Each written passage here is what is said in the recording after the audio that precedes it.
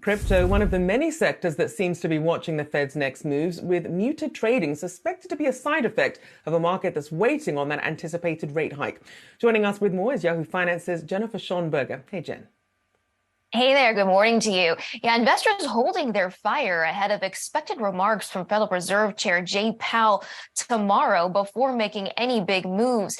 Given that blowout jobs report Friday showing more than 500,000 jobs that were created in December, investors are eager to understand if that could cause the central bank to raise rates higher than expected.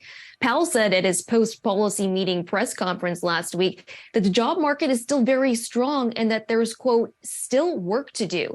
He said officials will be looking at the data through March and haven't made a decision on interest rate projections, though he said rates could, quote, certainly be higher than what we're writing down now.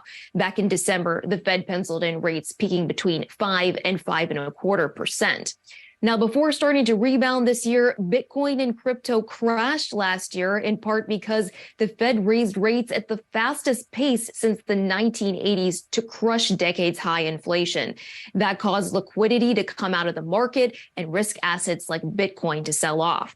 With inflation showing signs of slowing down and the Federal Reserve slowing the pace of rate hikes, that gave investors optimism that the Fed could be reaching the end of its rate hiking cycle soon. Darius Tabatai, CEO at decentralized exchange Vertex Protocol, said, quote, should central bankers pivot to more aggressive rate hikes again, which is more likely after the jobs numbers came in, that would be bearish for most risk assets, including Bitcoin and altcoins. Though he said the rally would likely resume and trading volumes would probably pick up if Powell commits to staying the course and slowing the pace of rate hikes for at least the immediate future. Powell speaks Tuesday at 12:30 p.m. Eastern in a Q&A at the Economic Club of Washington. Back to you. We'll certainly be keeping an eye on what that means for institutional investors and how they're feeling about crypto as well. Jen Schonberger, thanks so much.